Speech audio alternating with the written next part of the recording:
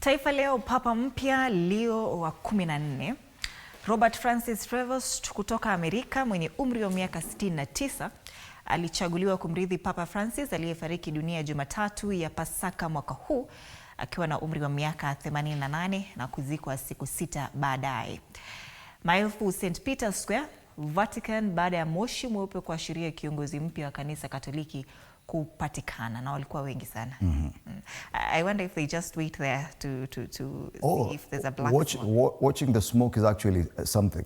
They stay there throughout, just waiting for the smoke. Ikiwa ya black wanasema ikitokea ingine wanashangilia kweli kweli. Okay. Lakini 69 is quite young. Mtu alikuwa anaeleza kwani hakuna relatively young in comparison to Pope Francis, of course. Yeah. Kenya's Cardinal John Joe is over 80 as well. Yeah. Vidokezo vingine, mauaji ya were yalipangiwa Nairobi na Homa Bay. Polisi wameomba kuwa mlinzi, dereva na jirani mmoja wa Ongondo wazuiliwe kwa siku 30. Kauli ya rais kuhusu ardhi ya Changanya. Ruto alidai kukutana na mmiliki wa ardhi inayozaniwa ambaye alifariki. Na Sudani atibua droni kutoka kwa waasi. Jeshi lasema zilikuwa zinalenga meli kwenye bahari katika jiji la Pokot, Sudan. On the top strip, matters IEBC. Erastus Ethekon ateuliwa mwenyekiti wa IEBC. Yes, anasema no. Najua hii ndio ingekuwa habari kuu kama Papa hangepatikana jana. Ingekuwa tu ni IEBC. Sasa umepata kazi kubwa kama IEBC alafu unapata top strip hapo. By the way, we've waited for so long. Taifa leo.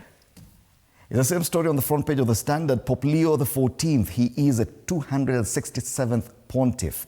After 36 hours of waiting while the College of Cardinals followed the ancient tradition to select the next pope, the iconic white smoke finally rose above the Sistine Chapel last evening, a signal that a new pope had been chosen, American Cardinal Robert Francis Prevost.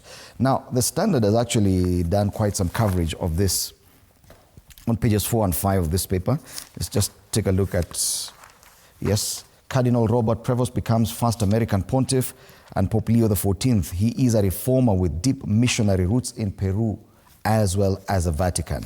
And that's it. After that, other stories inside, of course, they're calling it selective justice. Why Ongondo's case was acted on as others shelved. You realize that the investigations into the death of Ongondo, where the MP for Kasipul, has really been rushed. Right now, we're getting up-to-the-minute updates. Tumepata gun, tumepata nini. Na swali ni, mbona mfanyi hivyo kwa kawaida? Mata IEBC, Ruto nominates Ethekon as IEBC chair to serve for one 6-year term.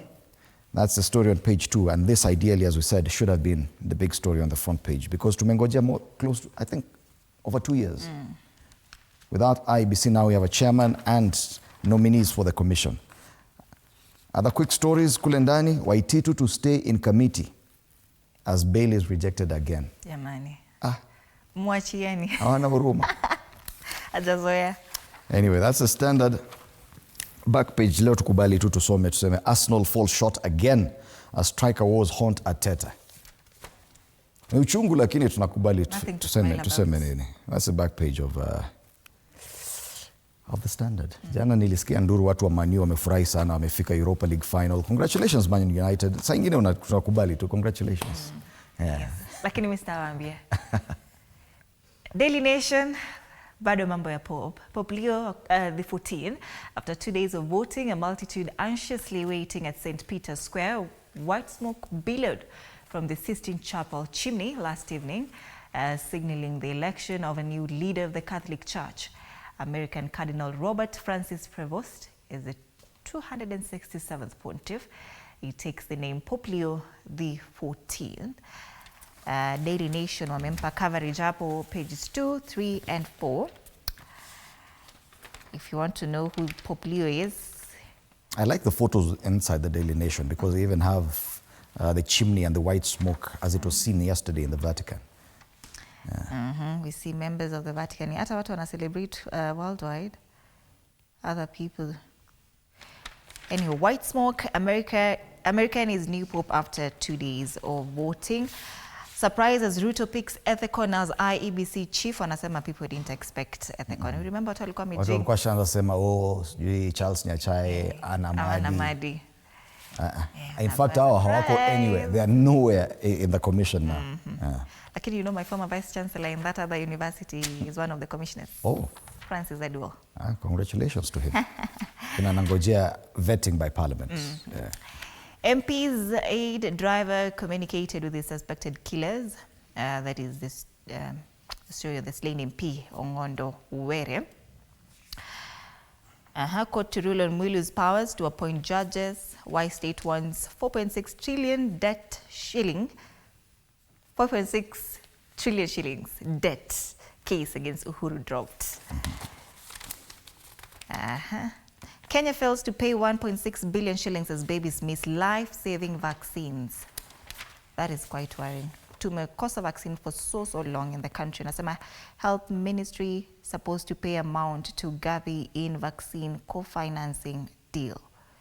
Last year tukuwa na polio vaccine, tukuwa na ile tuberculosis. This year again we're still talking about lack of vaccines.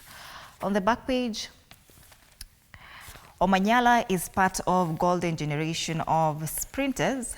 Athletes converge on Guangzhou for World Relay Championships this weekend. And that's the Daily Nation. People Daily, the same story there on the front page. Pope Leo XIV, Cardinal Prevost, 69 years old, from Obama's hometown. Now, this is a different angle to it. Obama's hometown becomes first ever pontiff from the US, also covered on 2 pages in the People Daily. And he says, I still consider myself a missionary. My vocation, like that of every Christian, is to be a missionary, to proclaim the gospel wherever one is. That's Pope Leo, his very first statement as Pope. Let's say, peace be with you. Ruto picks Erastus Edung Ethekon for IEBC Chairperson, EOPM feature pale. A different story here, and this is very interesting. Puzzle of 44.8 billion shillings unaccounted for in e-Citizen. Ni kama ile e-Citizen kama nishimo. Pesa zinaingia zitoki. That's the People Daily. All right. The Star, the chosen one, Pope Leo XIV. Lakini habari zingine ni kwamba fresh vetting, panic grips MPs as feuds with guards emerge, and panic has gripped members of parliament following the shocking murder of Kasipul MP Ongondo Uwere, and fresh revelations of growing tensions with their bodyguards. And Speaker Moses Wetangula has ordered the vetting of all MPs' security personnel. MPs nasikia wako na uoga sana. Kikulacho kinguoni mwako. Actually, that's what Speaker Moses Wetangula said in church yesterday. Kikulacho kinguoni mwako. Ordered, kama uko na bodyguard, peana jina yake akuwe vetted afresh. Because really somebody being shot 5 times na umekapo. Na uguswi hata driver. Na una bunduki lakini hata ukugusa. Aliogopa. Kugusa. Budget cuts hit hard teachers and police recruitment. Anasema kwamba the biting austerity measures implemented by President William Ruto's administration have delivered a big blow to tens of thousands of unemployed Kenyans, and the National Treasury has confirmed massive cuts to planned recruitment of teachers, police officers, and prison warders. And the Treasury CS John Mbadi said in a brief to the National Assembly that there is not enough money to cater for the planned employment. Hatuna kazi ya kuwapea, in short. That story on IEBC iko hapa ndani pia. Ruto nominates lawyer Ethekon as new IEBC boss. Photos of commissioners wameka tu 4 hapa. I wonder why. My former vice chancellor is here. Hatukuwa najua picha zao ziko wapi. Francis Aduol is there. Fahima Arafat, Hassan Nur Hassan, and Moses Alutala, of course, among others.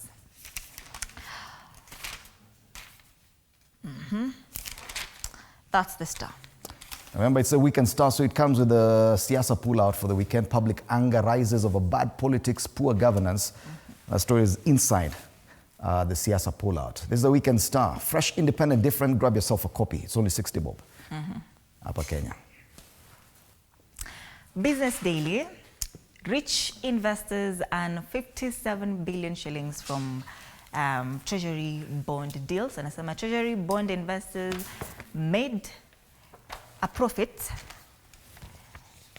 of 57.6 billion shillings selling their securities in the secondary market at the Nairobi Securities Exchange in the first quarter of the year, underlining government papers status as top earner ahead of shares and real estate.